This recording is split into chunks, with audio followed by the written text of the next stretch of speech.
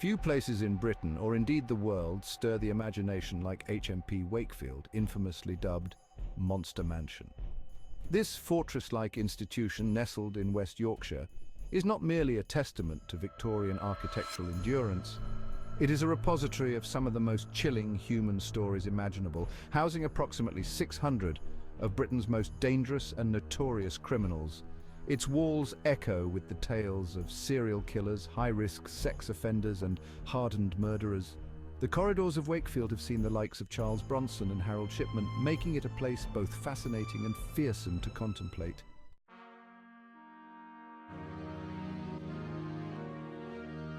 Originally built as a house of correction in 1594, HMP Wakefield's transformation over the centuries reflects broader changes in societal attitudes towards crime and punishment.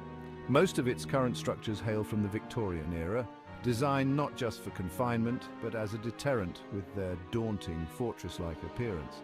In 1967, it was designated a dispersal prison, part of a network intended to spread high-risk prisoners across the country to prevent them from concentrating in a single location, which could potentially lead to organized uprisings.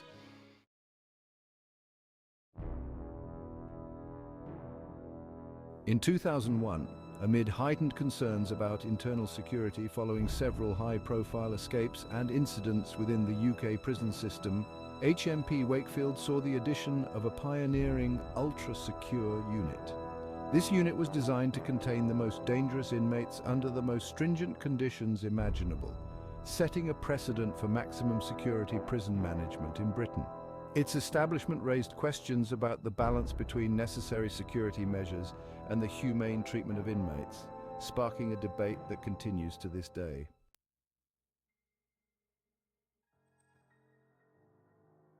Charles Bronson, born Michael Peterson, is perhaps one of the most notorious inmates ever to reside in Wakefield. Originally incarcerated for armed robbery in 1974, Bronson's numerous hostage takings and violent outbursts during his time in various prisons have made him a figure of both public fascination and terror.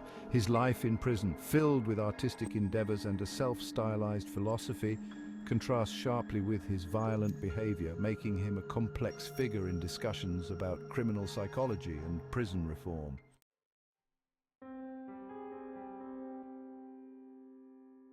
Dr. Harold Shipman, known as Dr. Death, was a general practitioner who turned into one of the most prolific serial killers in modern history.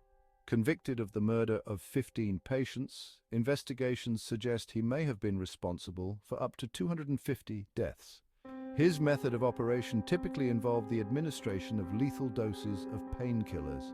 Shipman's incarceration at Wakefield until his death in 2004 sparked an overhaul in medical practice regulations and a re-evaluation of how healthcare professionals are monitored.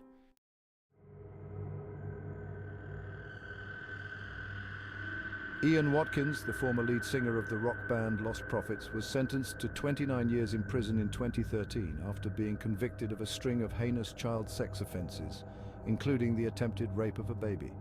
His crimes shocked the world, leading to intense media scrutiny and public outrage, particularly concerning how celebrity status can mask abhorrent behaviors. His imprisonment in Wakefield highlights the prison's role in housing individuals whose crimes have a significant public impact, further cementing its grim reputation.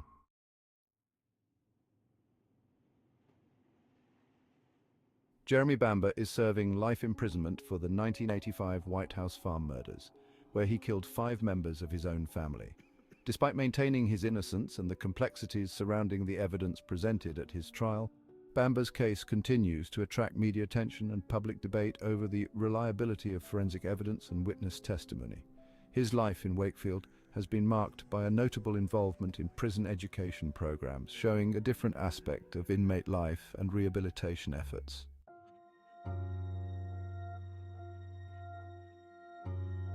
While Charles Bronson and Harold Shipman may capture the headlines, Wakefield also houses lesser-known but equally dangerous individuals. Klaus Fuchs, a German physicist who spied for the Soviet Union, and Reinhard Sinaga, convicted of 159 sex offenses, are examples of the diverse criminal backgrounds found within the walls of Monster Mansion.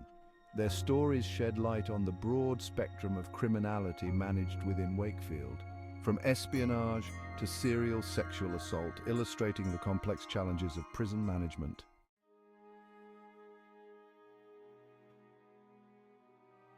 Life inside HMP Wakefield is governed by a strict routine, which includes head counts, meal times, and limited periods for recreation. Despite the severity of their crimes, inmates do have access to certain amenities, such as a gym and a library, although these are privileges that can be withdrawn at any time. Security is paramount, with numerous checks and balances in place to prevent incidents, and yet the prison has seen its fair share of violence and unrest over the years.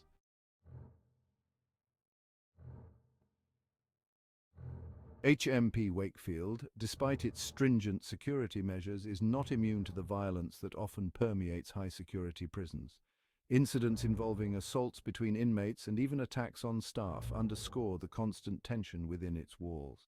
The prison administration continuously updates its safety protocols to address these challenges, striving to protect both the inmate population and the staff tasked with their oversight.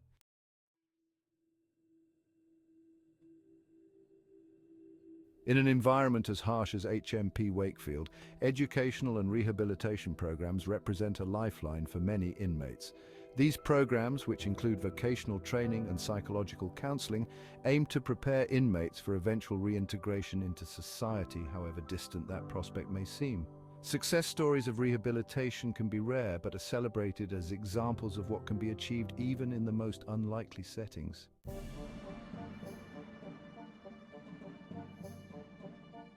The media's portrayal of HMP Wakefield often focuses on its most notorious inmates, painting a picture of a place of despair and danger. This representation influences public perception, sometimes overshadowing the efforts made towards rehabilitation and the daily challenges faced by staff and inmates alike.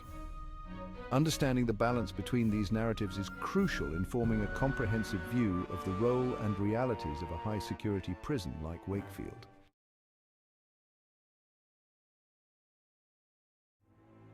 HMP Wakefield has been at the center of various controversies, including debates over human rights due to its handling of inmates and the conditions within its walls. Critics argue that the high-security, high-stress environment does more to harden criminals than rehabilitate them. These criticisms are part of broader discussions about the effectiveness and ethics of the UK's penal system, especially concerning high-security facilities.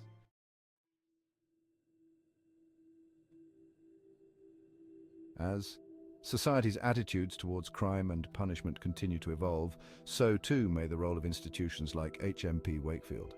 Discussions about prison reform, focusing on rehabilitation over retribution, could redefine how high-security prisons operate. The future of Monster Mansion remains uncertain, but it will undoubtedly continue to be a place of intense scrutiny and debate, reflecting society's ongoing struggle with its darkest elements.